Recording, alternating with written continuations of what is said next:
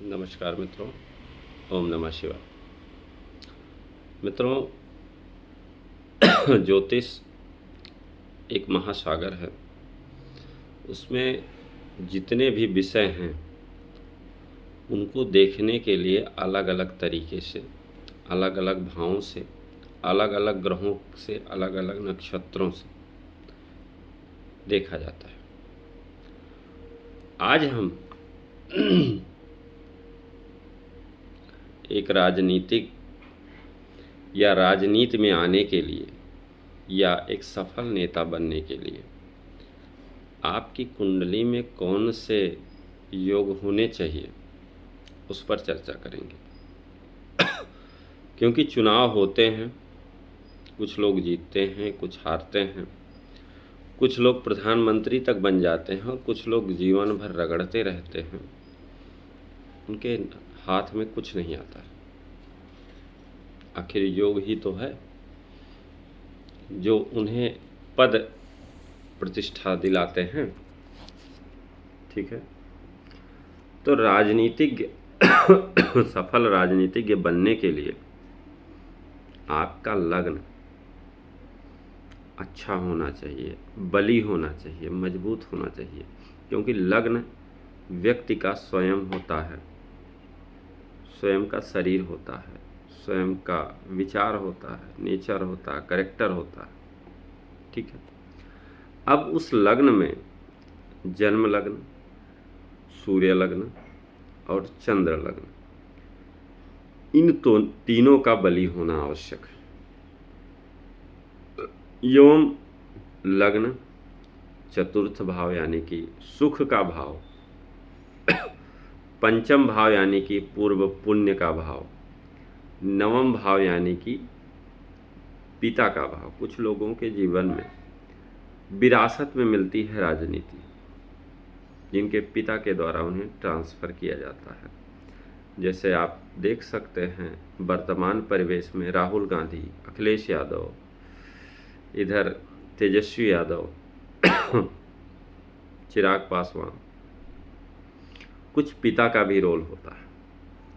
10th house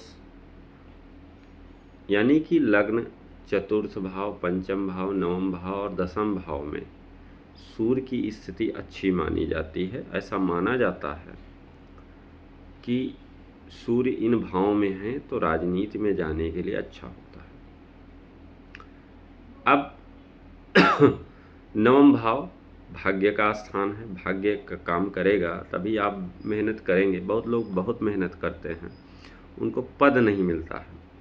लेकिन भाग्य का स्थान अगर मजबूत है, कर्म का स्थान मजबूत है और लाभ का स्थान 11वां घर अगर मजबूत है, 11वां घर होता है सोशल कनेक्टिविटी का।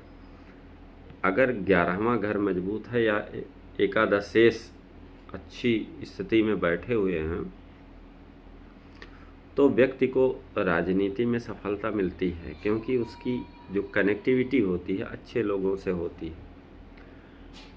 लेकिन इन सब के बावजूद आपका जो ग्रह फेवर कर रहा है, आपकी कुंडली में जो ग्रह फेवर कर रहा है, उस टाइम पीरियड में, जिस टाइम पीरियड में आप प्रयास कर रहे हैं राजनीति के लिए, उसमें उसकी दशा आनी चाहिए।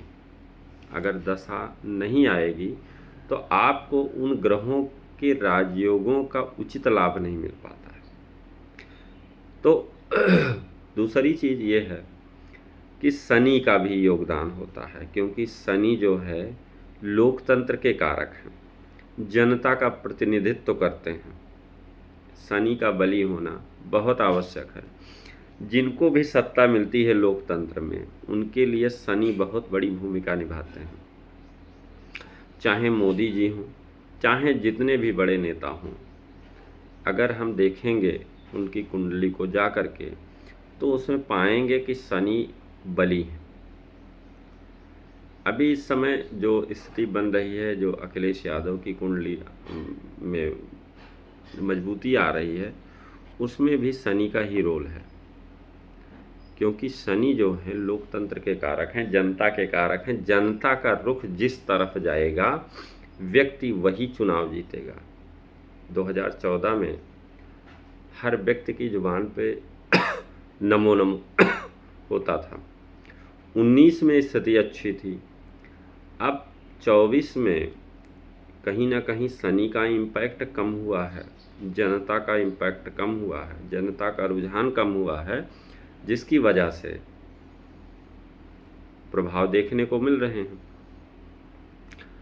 तीसरी चीज़ ये है कि लग्न और लग्नेश का संबंध यदि कर्क राशि यानी कि चंद्रमा की राशि, चंद्रमा की राशि, चंद्रमा जनता को रिप्रेजेंट करते हैं। सिंह राशि यानी कि सूर्य उसके राजा हैं, सत्ता और शासन को रिप्रेजेंट करते हैं। लग्न या लग्नेश का संबंध यदि कर्क राशि, सिंह राशि, तुला राशि और धनु राशि के साथ होता है तो भी व्यक्ति को राजनीति में अच्छी सफलता मिलती है। लग्न या दशम स्थान में यदि मंगल हो, बृहस्पति हो, शनि हो, इनका प्रभाव हो, यानी कि या तो ये यहाँ विराजमान हो या फिर इस पर दृष्टि हो दशम भाव पर, मंगल यहाँ दिग्बली होते हैं, इनकी दृष्टि हो या यहाँ विराजमान हो तो व्यक्ति को राजनीति में सफलता मिलती है। अगला पॉइंट है कि आत्मकारक या अमात्य कारक ग्रह इनके केंद्र में हो या त्रिकोण में हो। कुल मिला के ये स्थिति बनती है कि एक अच्छे राजनीतिज्ञ होने दिलाने में ज्योतिष में ऐसे तमाम सारे और योग भी बन सकते हैं। कुछ योगों को लेकर के हमने आज इस पे चर्चा की, आगे और भी योगों के लेकर के चर्चा करेंगे। तब तक के लिए नमस्कार। ओम नमः शिवाय।